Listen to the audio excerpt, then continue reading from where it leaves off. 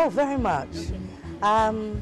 From I can remember, music has always been in my life, and it's never ending. I grew up with it. I'm still creating, writing music, still performing.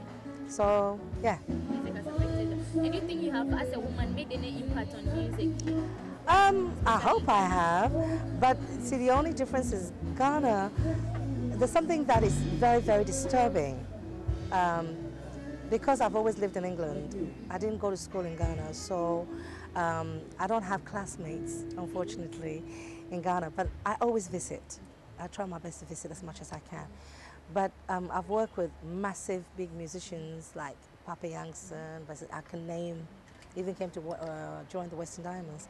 But the problem is, Ghanaians or female artists in Ghana don't get the opportunity unless you're doing gospel or you're now young doing hip life. We are so limited with the female artists or female singers, and it's very, very disturbing. Even myself, there's not a lot of work for me. Yeah, I mean, to do festivals or to do, they rather call the men than call women. So it makes it very difficult for you to enjoy as a performer in Ghana, as a female as well. It's very, very difficult. Yeah. Okay. Okay, well, so I normally, I guess it's because the music industry itself is male dominated. Yes, it is. So in Ghana here, yes, yes. What do you think are some of the perception out there of women musicians? You know, because of what's going on really, being, like you said, male-dominated country, especially in the music industry, you find that a lot of the youth of today, either they go into gospel or they go into hip life and said, well, sod everybody else, I'm going to do what I enjoy. The high life don't exist for the youth. Becca's trying, but it's still like Afro-pop. She's not actually following high life. So that's really the problem we have. It's like if you're a high life singer, female high life singer, there's no opportunity for you. Yeah, it's very, very limited for you. But do you think that it may be, okay, so let me ask this first before I come to this. What are some of the things that you sing about? I mean, I was looking through the brochure you gave me. Yeah. And I was looking at some of your hit songs. Yeah. But I want you to tell me some of the themes, the things that you as a woman and a musician want to put out there. Everyday life. Everyday life. Not so much the suffering, because we all know what it's like to be hungry. You know, so okay, some people may not have that experience, but to actually be hungry enough to say, I want to be this person, live your dreams. That's the kind of lyrics that I like to write, you know. And everyday life, some of them are funny, some of them are just, you know, I make up lyrics sometimes, make jokes about it, even though I never had the experience. I wrote a song called Chamobi. Maso Nawaya and Chamobi. It's not true. I just wrote it, yeah. So, you know, it's just everyday life. Everyday life. You have a song, I actually have a single, The Woman. Woman Power. What's it about? It's, once again, trying to tell men that I'm individual, I'm an independent woman. I don't need you to come and tell me what to do in my own home. That's basically what the song is about. It's interesting. When did you write the song? 1999. Interesting. It's interesting because you think that normally it is young girls who want to sing about such. Do you think your Western education, your Western upbringing has an influence on what you definitely, definitely. I mean, in Ghana here, it's like either we sing about gospel or we limit our lyrics because we don't want people to talk about us, or taboo, certain things you just don't sing about. So me living outside all my life, or had my education outside, gave me the opportunity to say and sing how I feel and what I believe in. So I'm very grateful for that. Okay. Do you think, so it's, I mean, you are interested, and you're quite Thank you. because of what you were singing about in the 90s as a woman. And like you said, it's because of Western influence. Of course. So you were able to, of course, say the taboo word. Yeah. But do you think, looking at, for instance, if you look at yourself, you look at BB Blue, you look at Irama Bedu, you look at Kuseja Punch, you know, those classics.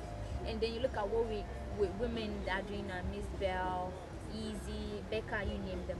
Do you think there's a difference in what women are singing about in the Today. things that they sing about today? You know, every generation is different. I'm not going to compare them with us. It's a totally different generation. Things that are happening around us every day is different from when we were younger. Things that we did at school and things they did at school is very different. So you can't compare. The only thing we can say is changes in life make people sing and say what they see around them. Our days, there's certain things we couldn't do and they can do. So it is a different thing with generation. Yeah. Okay. So the argument out there normally is that, well, women now have musicians, but since we're talking about women, now have their songs are changed because of Western influence. And so you think you are made to think. So during the 90s and the 80s, women not having any influence whatsoever? We did. We definitely did. The only difference is now we do not respect our culture and tradition.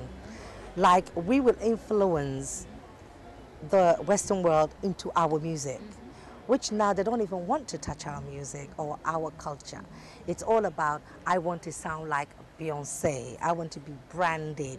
So we're forgetting about our roots and our music and our tradition and culture. Unfortunately for the youth of today, if they don't wake up and realize that we have this, we have something so beautiful called culture and traditions. Don't forget the West, they don't have that. They really don't. And they come here to buy. Exactly, in fact, and steal. And we are allowing our culture to die because we don't respect it. And if we can all wake up, especially the youth of today, wake up and say, look, money can't buy what was given to us. This is our land. We're full of riches, you know, traditions and cultures. When you have that, you embrace it and hold on to it, because come tomorrow you cannot even act on it anymore, you know. So You are a musician, and I'm sure you listen to other musicians. I really as do. well. I do. When you listen to what, especially what men say about women, or even women say about women, how do you feel that women are represented in songs? I mean, way back. So you were a good example of, you have heard that, you've actually worked with a man musician, Papa. Yes, I have done. By the way, your song was beautiful. Thank you, It's madam. still a classic. Thank you. So if you look at from that time up to date, when you listen to what men sing or musicians sing about women, what do you think are some of the ways in which women are represented in songs? You know, it's very sad that some female or some women allow their lifestyle to more or less disrespect themselves. Men don't often do something that they don't see. They would do that because you allow it. No man can pick up a pen and paper and write up and say, Paulina Oduro, this and that, that and that, because they can't. I haven't given the reason